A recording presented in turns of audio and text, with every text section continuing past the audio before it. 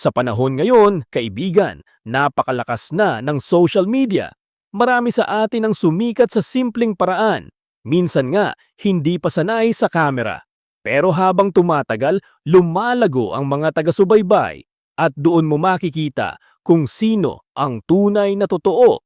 Isa sa mga pinaka-pinag-uusapan ngayon ay si Annalyn o mas kilala ng mga netizen bilang Alin Buwan. Isa siyang digital creator, vlogger at social media personality na kilala sa mga nakakaaliw niyang videos at natural na sense of humor.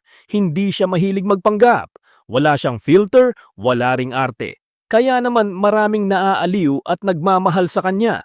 Sabi nga ng iba, hindi kailangan maging perpekto para sumikat. Kailangan lang maging totoo. Pero nitong mga nakaraang linggo, nagulat ang marami. Kumalat kasi ang mga bagong larawan ni Annalyn at halos hindi raw siya makilala. Kung dati, simple, payat at maitim ng kaunti, ngayon ay glowing, maputi at confident na parang Barbie. Ayon sa mga fans, marahil ay dahil masaya na siya ngayon. Pagkatapos ng hiwalayan nila ng dating partner, tila bumalik ang sigla ni Annalyn. Sabi nga ng isang fan, ibang ganda yan kapag nasa tamang tao ka na at mahal mo na rin ang sarili mo.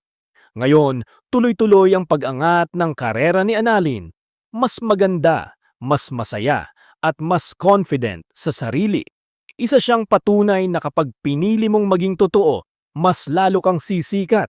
Hindi lang sa social media, kundi sa puso ng mga taong naniniwala sa'yo.